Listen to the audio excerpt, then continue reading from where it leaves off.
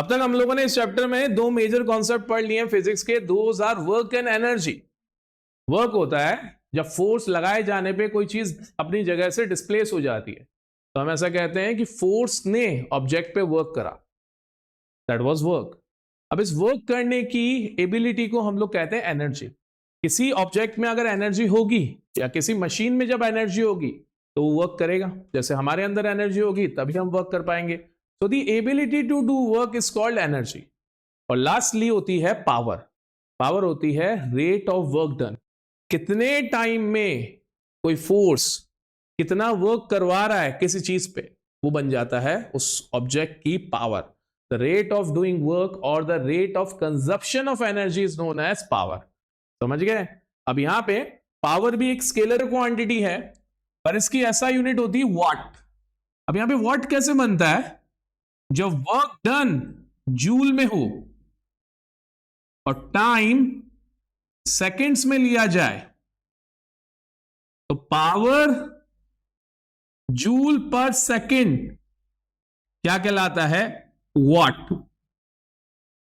और ये जो नेम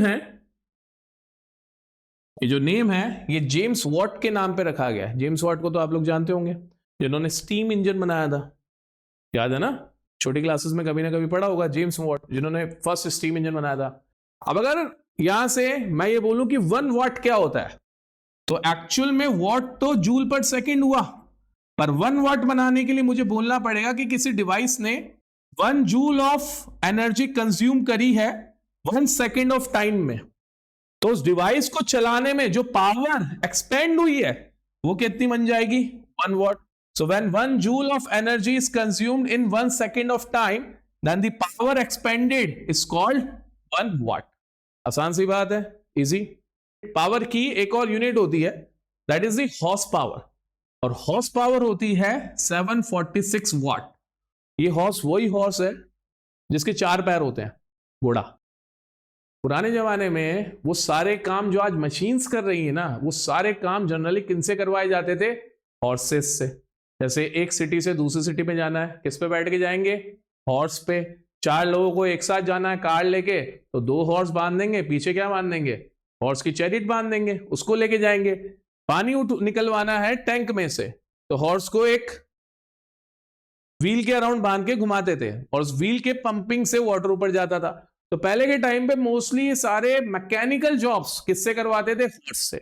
तो एक हॉर्स की जितनी पावर होती है ना, उसे क्या बोला गया? 746 वॉट। तो जब शुरुआत में इंजन्स बनाए गए ना, तब उनको कंपेयर करवाया गया कि ये एक इंजन एक घोड़े के बराबर काम कर देगा, ठीक है। और जब उस इंजन की पावर कैलकुलेट करी गई तो अप्रोक्सीमेटली वो कितनी आई? 746 वॉट। हमारे घरों के अंदर जो नीचे पानी के पंप लगे होते हैं, जो ग्राउंड फ्लोर पे टैंक से पानी को लेके कहां पे लेके जाते हैं? टॉप पे लेके जाते हैं। तो उनकी भी रेटिंग किस में दी जाती है? हॉर्स पावर में। आज जाके सब लोग अपने अपने पेरेंट्स से पूछना कि अपनी जो मोटर है वो कितने हॉर्स पावर की है। किसी घर में 1 हॉर्स पावर की होगी, किसी घर में 1.5 हॉर्स पावर की होगी। कार्स के इंजन की रेटिंग होती है 500 सीसी, देन इतना bhp, 1400 bhp, 800 bhp, तो 800 700 bhp, those are HPR, horse power. समझ गए? तो power is the rate of work done और rate of consumption of energy. कितने टाइम में कोई चीज कितना काम कर सकती है, उसको उसकी पावर बोलते हैं। अब जरा इस फॉर्मूला से सोच के देखो कि पावर इतनी इंपॉर्टेंट क्यों है? पावर इतनी इंपॉर्टेंट क्यों है? पावर आपको यह बता रही है कि कोई चीज, कोई मशीन कितने टाइम में कितना काम करती है। सपोज करो मैंने 2 बच्चों को बोला कि ग्राउंड फ्लोर से फर्स्ट फ्लोर तक आपको मेरे 2 बैग्स लेके जाने हैं और उन दोनों बैग्स की अंदर वेट सेम है, सेम अमाउंट ऑफ मैंने बुक्स रख दी। तो एक बच्चा 2 मिनट में लेके पहुंच गया ऊपर और दूसरे बच्चे को लग गया 10 मिनट। तो दोनों ने कितना कितना काम करा? दोनों का वर्क डन तो सेम हुआ, क्योंकि दोनों ने सेम अमाउंट ऑफ वेट लिया या सेम अमाउंट ऑफ मास लिया और सेम हाइट तक डिस्प्लेस करवा दिया। तो दोनों का वर्क डन तो सेम हुआ, पर जो फास्ट गया उसके लिए नीचे डिनोमिनेटर में टाइम कम हो गया इस फॉर्मूला के हिसाब से, तो उसने ज्यादा पावर लगाई। और जो स्लो गया उसने कम पावर लगाई. The rate of doing work is known as power. So if any object does the same work in the less time, then it consumes more power. कोई ऑब्जेक्ट अगर कम टाइम में ज्यादा काम कर देता है तो ज्यादा पावर कंज्यूम करता है. समझ गए? कम टाइम में ज्यादा काम कर देता है तो ज्यादा पावर कंज्यूम करता है. इजी?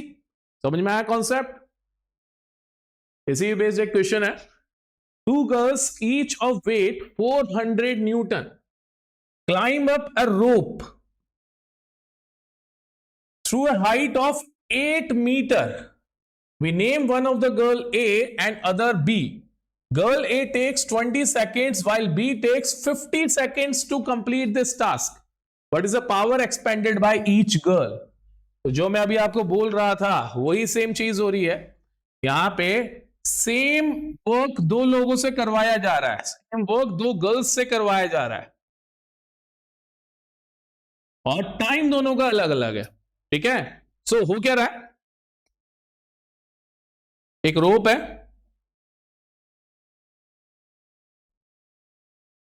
उस रोप पे गर्ल ए जिसका वेट है 400 न्यूटन. तो मैं यहां पे लिख देता हूं फॉर गर्ल ए जिसका वेट है 400 न्यूटन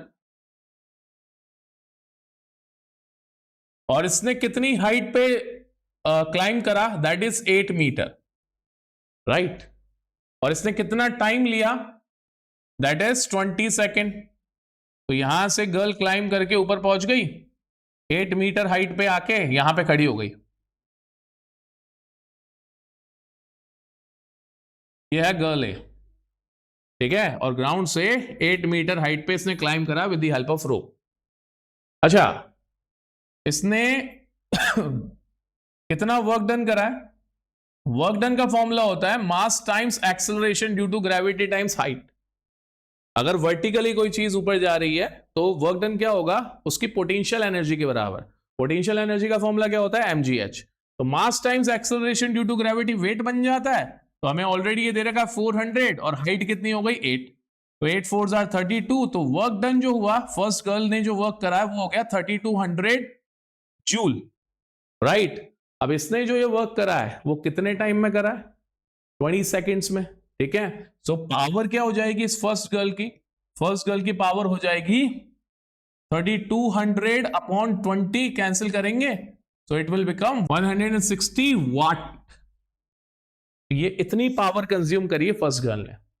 सेकेंड गर्ल की बात करें, गर्ल बी की, उसका भी वेट 400 न्यूटन है, वो भी सेम हाइट 8 मीटर पे क्लाइंब कर रही है, बट वो टाइम जो ले रही है ना 50 सेकेंड ले रही है. तो सीधा सा मैं उसकी पावर निकाल सकता हूं क्योंकि उसका वर्क डन तो सेम ही हुआ, क्योंकि सेम अमाउंट ऑफ वेट उसका है, सेम मेजर ऑफ वेट उसका है और वो भी सेम हाइट पे ऊपर जा रही है. तो वर्क डन सेम हुआ, बट पावर उसके लिए क्या आएगी? पहले से कम. कैंसिल करेंगे, 5 6 are 30, 5 4s are 24. तो ये जो एक्सपेंड कर रही है पावर वो कर रही है 64 वाट और फर्स्ट वाली गर्ल ने कितना करा? 160 वाट. तो वही वाली बात जो मैंने अभी आपको थोड़ी देर पहले बताई थी कि सेम वर्क अगर दो लोग कर रहे हैं और कोई उस वर्क को, कोई पर्सन उन दोनों में से उस वर्क को फास्टर कर रहा है तो वो ज्यादा पावर कंज्यूम कर रहा है और जो स्लो कर रहा है वो कम पावर कंज्यूम कर रहा है. So rate of doing work, rate of doing work का मतलब क्या हुआ? कितने टाइम में कोई काम हो रहा है. अगर काम फटाफट हो रहा है तो ज्यादा पावर कंज्यूम करी जा रही है, काम धीरे धीरे हो रहा है तो कम पावर कंज्यूम करी जा रही है. जैसे गर्मियों के टाइम पे, समर्स के टाइम पे हम लोग क्या करते हैं, हमें ज्यादा गर्मी लग रही होती है तो हम जाते हैं रूम में फटाफट से 16 पे एसी डाल देते हैं. वो तो जाएगा कूलिंग फटाफट, बट उसमें आपकी इलेक्ट्रिक कंजप्शन बहुत ज्यादा बढ़ जाता है. और जब धीरे धीरे एसी टेम्परेचर को लो लेके जाता है तो उतने में उस काम को करने में उतनी पावर कंज्यूम नहीं होती है. समझ गए? तो ये पावर का जो यूटिलाइजेशन है हम लोग करते हैं ना डे टू डे लाइफ में, वो यहीं से स्टार्ट हो जाता है. अगर आप कम टाइम में कोई काम करना चाहते हो तो आपको ज्यादा पावर लगानी पड़ेगी, पर अगर आप ज्यादा टाइम में उसी काम को कर रहे हो तो आपको उतनी ज्यादा पावर नहीं लगाने की रिक्वायरमेंट होगी, जैसा कि हमारे पीछे इस केस में हुआ है. इजी? देखो बहुत प्यारा क्वेश्चन है ये. Above the mass 50 kilogram runs up a staircase of 45 steps in 9 seconds. If the height of each step is 15 centimeter, then find his power. Take the value of small g 10 metre पर second square. एक boy है, इसका खुद का मास 50 kilogram है और वो 45 steps पे ऊपर चल रहा है। सो नंबर ऑफ स्टेप्स मैं लिख देता हूं, कितने हो जाएंगे? 45 स्टेप्स। 45। अच्छा, टाइम जो ले रहा है वो ले रहा है 9 seconds. Height of each step, height of each step is 15 centimetre. देखो, आप जब स्टेयर केस के ऊपर जाते हो तो ऑब्वियसली हर स्टेप के साथ में आपकी ग्राउंड से हाइट बढ़ती जाती है। जब आप यहां जाओगे तो आपके अंदर एनर्जी पहले से ज्यादा होगी। कौन सी एनर्जी? Gravitational potential energy. फिर जब आप अगले स्टेप पे जाओगे तो आपकी पोटेंशियल एनर्जी और बढ़ती जाएगी, और अगले स्टेप पे जाओगे तो और बढ़ती जाएगी। तो जैसे जैसे आपकी हाइट बढ़ती जा रही है वैसे वैसे पोटेंशियल एनर्जी बढ़ती जा रही है। और ऐसा करने के लिए जो काम करना पड़ेगा, ऐसा करने के लिए, पोटेंशियल एनर्जी को चेंज करने के लिए उस बॉय को क्या करना पड़ेगा? वर्क करना पड़ेगा। अब ओवरऑल जब वो बॉय ये 45 स्टेप्स चढ़ के यहां तक पहुंच गया तो वो ग्राउंड से कितनी हाइट पे आ जाएगा? एक स्टेप की हाइट थी 15 सेंटीमीटर और ऐसे कितने स्टेप से? 45। सो टोटल हाइट कितनी हो जाएगी? 15 टाइम्स 45 सेंटीमीटर है। सेंटीमीटर में नहीं लेते हम लोग, हमें किस में लेना पड़ेगा? मीटर में लेना पड़ेगा, क्योंकि स्टैंडर्ड यूनिट्स में हमें लेके ही वैल्यूज निकालनी होती है। 675 अपॉन 100 मतलब वो ग्राउंड से कितना ऊपर आ गया है? 6.75 मीटर्स ऊपर। हमें डिस्प्लेसमेंट पता पड़ गया। डिस्प्लेसमेंट है 6.75 मतलब हाइट। उस बॉय का मास कितना था? उस बॉय का मास था 50 किलोग्राम। हमें मास पता पड़ गया 50 KG. Acceleration due to gravity कितनी दे रखी है? 10 मीटर पर सेकंड स्क्वायर।